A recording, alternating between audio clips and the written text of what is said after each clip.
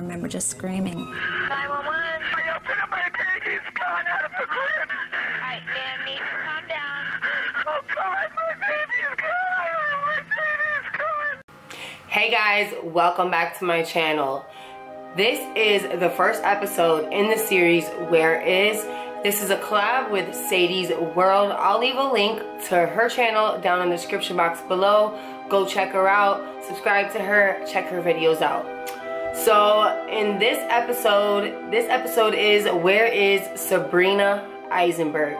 Sabrina was a baby who went missing 20 years ago. It's almost 21 years, so it's been a while. This case takes place in Valrico, Florida. Sabrina was born to Steve and Marlene Aisenberg on June 27th, 1997. Sabrina was their third child. They already had two other children. Their oldest was a boy and a girl. Sabrina was a bright blue-eyed baby with brown hair. The night Sabrina went missing, Marlene claimed to have checked on her at midnight in her crib and she was fine. 6 a.m. Marlene got awakened by a noise which she suspected came from the living room. She immediately went straight to the living room to investigate, and it was the fish tank. She went into the kitchen and noticed the laundry room door was open, and right then and there's a clean shot straight to the garage door, which she noticed was open as well. She said after she noticed the laundry room door was open, she ran straight to the first bedroom, which was Sabrina's, and looked in the crib, and baby Sabrina was gone, you guys, gone. And also her yellow blanket went missing. The yellow blanket that Sabrina always sleeps with was missing as well. Marlene said she started hysterically screaming, "Steve, Sabrina's missing, Sabrina's gone."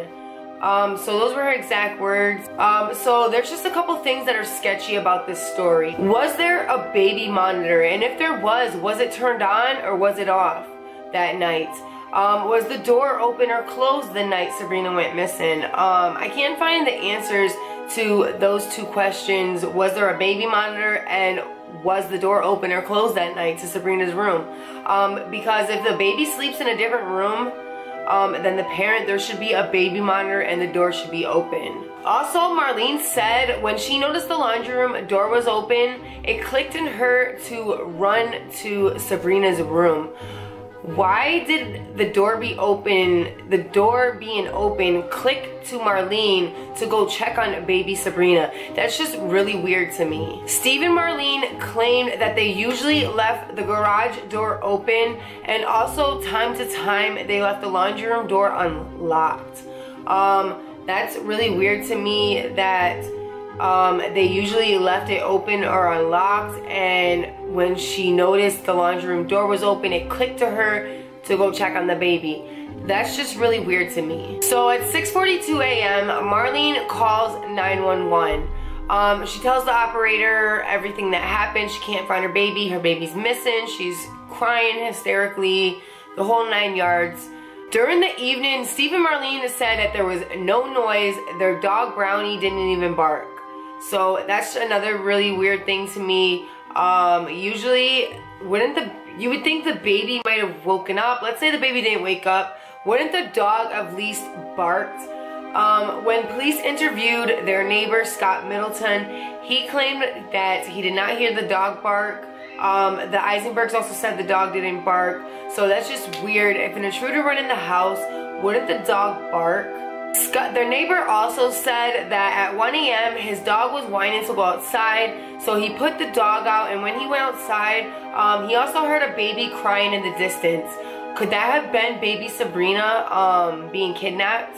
Or somebody harming her? Like, that's just so eerie to me. Several items were removed. The crib was removed and the bed skirt. They were taken to FBI labs for analysis for DNA. To my knowledge, nothing was found yet. All the articles and reports that I read, there was no information on it yet. There was other sites that were saying a blonde hair was found and a footprint was found on the bed. on the side of the crib. If that's true, the mom has a blonde hair. And also, why would a footprint be on the side of the bed, the crib? That would look like to me that somebody was kicking the crib, and the last thing an intruder would want to do is wake a baby. Marlene said they had an alarm, and she forgot to set it that night. What's the coincidence of Marlene forgetting to set the alarm the night her baby went missing?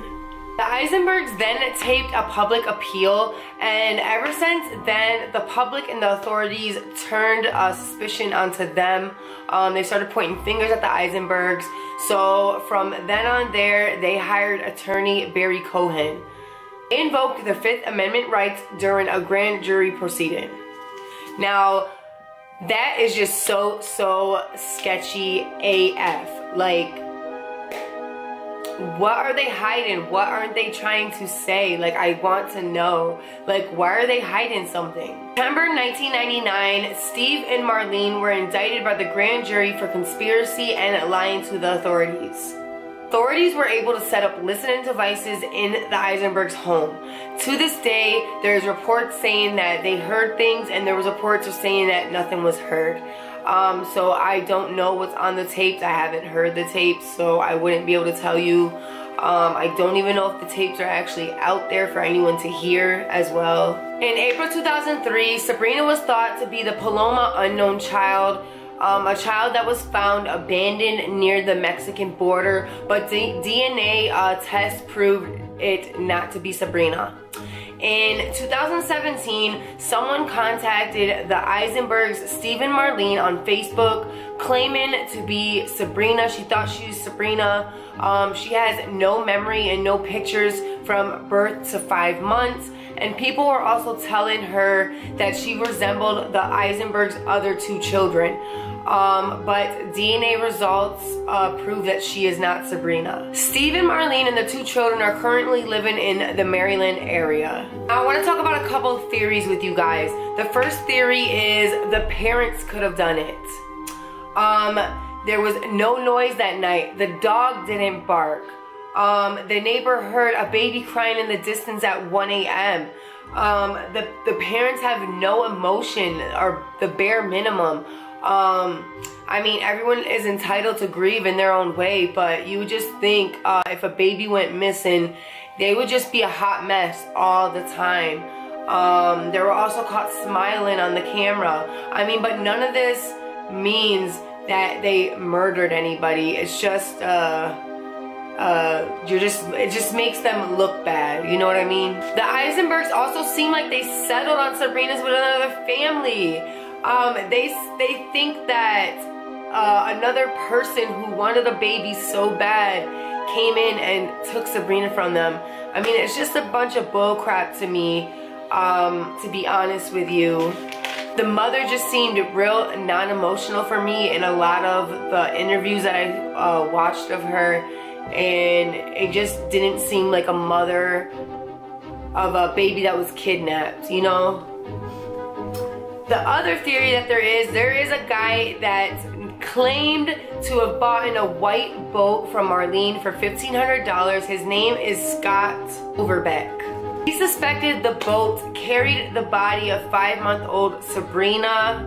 Salisbury County Sheriff's Office informant Dennis Byron offered different details.